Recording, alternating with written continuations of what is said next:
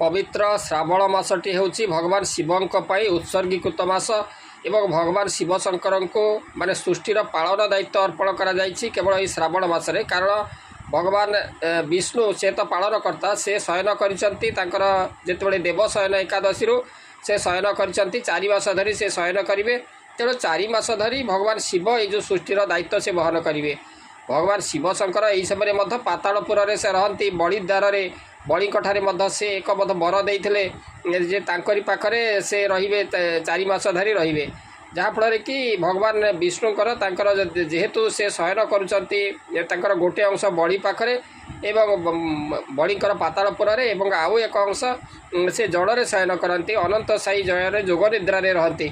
तेणु यही समय कौन सी माने जो मांगलिक कार्यगुड़िक तो हुए ना कि शिवंकर आराधना कर तो श्रावण मासरे भगवान शिवशंकर विशेष भाव में निराधना कराए। बोलबम यात्री जो बोलबम यात्रा शिवंठारे जलाभिषेक कराए। कारण यही दिन जो समुद्र मंथन बाहरी जो हलाहल विष को पान करुवर भगवान शिवशंकर शरीर में उत्ताप वृद्धि पाई एवं सृष्टि माने जो उत्ताप त्रासरे त्राही त्राही डाकुले। से समय देवता माने तांकरी उपरे जलाभिषेक करते। से दिन ये जो श्रावण मासर जो बोलबम यात्रार जो आरंभ बोली कहुए। रामचंद्र बोलबम यात्रा करते से सुल्तानगंज जल नहीं से बैद्यनाथ धाम से जलाभिषेक करते। रावण जलाभिषेक करते। परशुराम जलाभिषेक करते शिवलिंगरे एवं तापर श्रवण कुमार भैरव एमाने भगवान शिवशंकर जो श्रावण मासरे जल लगी करते। पार्वती को भगवान शिवशंकर शिव पार्वती बह होता दिन एवं कामदेव को भगवान जो शिवशंकर यही दिन भस्म करते। तेणु अनेक महत्व रही जो श्रावण मासरे भगवान शिवशंकर संपूर्ण भाव में जाग्रत रहती। तेबे जो काउड़िया माने जो बोलबम यात्रा करचंती से माने ये मास सारा संपूर्ण भाव में हविष्य भाव में हविष्य से रहा पड़े। निरामिष भोजन से करती। सात्विक चिंतन में रहा पड़े। घोर कर्म अर्थात नख केश काटे ना एवं यही सब काटिबा एवं भूमि शयन करेंगे तले शयन करेंगे एवं स्त्री पुरुष संभोग ये सब माने ये सब वर्जन निशा द्रव्य सेवन ये सब बारण रही। यही भाव में सात्विक भाव में रहा पड़े। एवं तापर जल आने जो नदी को जी दिने 2 दिन पूर्व जो दूर स्थान को यात्रा करने को पड़े दिने 2 दिन पूर्व जावाक पड़े जल नहीं करी से यात्रा करने को पड़े। एवं जो ठंडा समय सूर्य उदयर 2 घंटा पूर्व एवं सूर्य अस्तर 2 घंटा पर यह जो यात्रा से करती जहाँकि बहुत भल सुंदर सात्विक परिवेश से हुए। भगवान शिवशंकर नाम उच्चारण कर यात्रा करती। दिन दिन ये जो पुरुष मान सहित महिला माने युवक युवती माने अधिकांश माने जो बोलबम यात्रा जाऊँगी।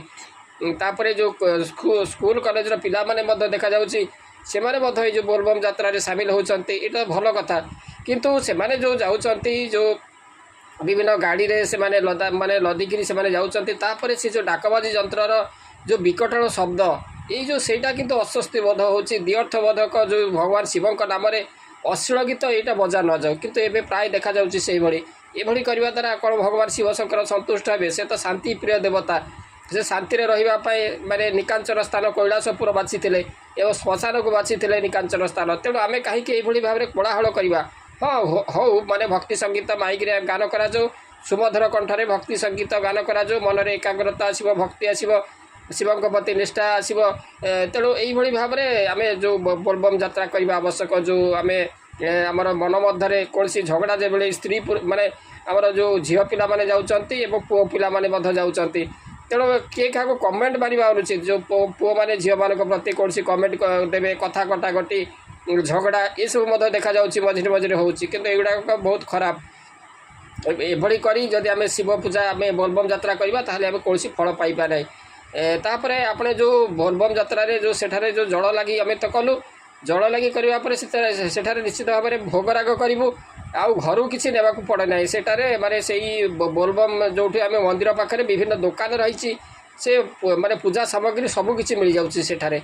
एवं तापर आम जो भोग दउछु तार रेट माने दर बहुत अधिक नउछि। तापर आम जो क्षीर अर्पण करूँ से क्षीर कौन शुद्ध क्षीर से दौरान से क्षीर लिटर क्षीर 4 लिटर कर दौरान पा मिसेकरी।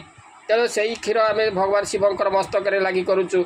यह द्वारा कौन आम पुण्य अर्जन हम आम शिव को खांटी क्षीर न दे भेजाल क्षीर देले आम भावुँ ठाकुर को तो दिखाऊँ जलिया माने पानिया क्षीर हेले कौन है ଠାକୁର କ'ଣ ସବୁ ଜାଣି ଆମେ ଠାକୁରଙ୍କୁ ଦେବା ଖରାପ କ୍ଷୀର ଏବଂ ନିଜେ ପିଇବା ଖାଣ୍ଟି କ୍ଷୀର, ଏଇଟା କେବେ ହେଲେ ଶୋଭନୀୟ ନୁହେଁ। ଭଗବାନ ତ କିଛି କହୁନାହାନ୍ତି, ସେ ନିର୍ବିକାର। ଆମେ ଯାହା ଦେବୁ, ଆମେ ଯାହା ଭୋଗରାଗ କରିବୁ ସେଇଟା ଆମର ନିଜସ୍ୱ ଉପରେ ଆମ ନିଜ ଉପରେ ନିର୍ଭର କରେ। କିନ୍ତୁ ଭଗବାନ ତ ସର୍ବଜ୍ଞ, ସେ ଅଛନ୍ତି, ସବୁଠାରେ ରହିଛନ୍ତି, ସେ ଆମରି ଅନ୍ତର ମଧ୍ୟରେ ମଧ୍ୟ ଅଛନ୍ତି। ଯତ୍ର ଜୀବ ତତ୍ର ଶିବ। ତେଣୁ ଆମେ ଭଗବାନ ଶିବଙ୍କୁ ବା ଭଗବାନଙ୍କଠାରେ ଆମେ ଯେଉଁ ତାଙ୍କୁ ଭେଜାଲ କ୍ଷୀର ଅର୍ପଣ କରିବା ଏଇଟା ଆଦୌ ଗ୍ରହଣୀୟ ନୁହେଁ। ତେଣୁ ଆମେ ତ ଘରୁ ନେବା ସମ୍ଭବ ନୁହେଁ। ତେଣୁ ଏଥିପ୍ରତି ମଧ୍ୟ ଦୃଷ୍ଟି ରଖିବା ଆବଶ୍ୟକ। ଯଦି ଭେଜାଲ କ୍ଷୀର ଯଦି ଆପଣଙ୍କର ମାନେ ଯଦି ଦୃଷ୍ଟିଗୋଚର ହେଉଛି, ତାହେଲେ ଆପଣ ପଇଡ଼ ଅର୍ପଣ କରିବେ। ପଇଡ଼ ପାଣି ଭଗବାନ ଶିବଙ୍କ ମସ୍ତକରେ ଲାଗି କରାଇବେ କିମ୍ବା ଜଳ ଲାଗି କରିବେ ଏବଂ ନିଜର ଭକ୍ତି ନୈବେଦ୍ୟ ସେଇଠାରେ ଭଗବାନଙ୍କଠାରେ ଅର୍ପଣ କରିଦେବେ। ତାପରେ ଆଉ ଗୋଟେ କଥା ମଧ୍ୟ ଦେଖାଯାଉଛି, ଯେତେବେଳେ ଶ୍ରାବଣ ମାସଟି ଶେଷ ହୋଇଯାଉଛି ସେହି ସମୟରେ ଏମାନେ ତ ମାସ ସାରା ଆମିଷ ପରିତ୍ୟାଗ କରିଦେଇଥିଲେ। ତାପରେ ଯେତେବେଳେ ମାସଟି ସରିଗଲା, ତାପରେ ଆମିଷ ଭୋଜନ ପାଇଁ ସେମାନଙ୍କ ମଧ୍ୟରେ କିଭଳି ବ୍ୟାକୁଳତା, ଆମିଷ ଦୋକାନମାନଙ୍କରେ କିଭଳି ଭିଡ଼। ତାହେଲେ ଇଏ କି ପ୍ରକାର ଆମେ ଯେଉଁ ବୋଲବମ୍ ଯାତ୍ରା କରୁଛୁ, ଆମେ ତ୍ୟାଗ କଲୁ, ଆମିଷ ତ୍ୟାଗ କଲୁ, ପୁଣି ଆମିଷ ଖାଇବା ପାଇଁ ଏଭଳି ଭାବରେ ଆଗ୍ରହ ନ ହେଉ। ଆମର ଆମିଷ ପରିତ୍ୟାଗ କଲୁ, ଏତେ ବ୍ୟାକୁଳତା କାହିଁକି ଆମିଷ ସେବନ କରିବା ପାଇଁ? ତେଣୁ ଏଭଳି କରାଯାଏ ନାହିଁ। ଆମର ଯେଉଁ ସାତ୍ତ୍ୱିକ ଭାବନା ମନ ମଧ୍ୟରେ ରଖିବା ଆବଶ୍ୟକ ଯେ ଆମେ ମାସ ସାରା ନିରାମିଷ ଖାଇଲୁ, ତାପରେ ଆମିଷ ଖାଇବା ପାଇଁ ଯେଉଁ ବ୍ୟାକୁଳତା, ତାକୁ ମଧ୍ୟ ଛାଡ଼ିବା ଆବଶ୍ୟକ। ଭଗବାନଙ୍କର ଚିନ୍ତନ ନିରନ୍ତର କରିବାକୁ ଆମକୁ ପଡ଼ିବ। ତାହେଲେ ଯାଇ ଆମେ ଯେଉଁ ବୋଲବମ୍ ଯାତ୍ରାର ଯେଉଁ ଫଳ ଆମେ ପ୍ରାପ୍ତ ହୋଇପାରିବା। ଓଂ ତ୍ରୟମ୍ବକଂ ଯଜାମହେ ସୁଗନ୍ଧିଂ ପୁଷ୍ଟିବର୍ଦ୍ଧନଂ ଉର୍ବାରୁକମିବ ବନ୍ଧନାତ୍ ମୃତ୍ୟୁର୍ମୁକ୍ଷୀୟମାମୃତାତ୍। ଓଂ ନମଃ ଶିବାୟ।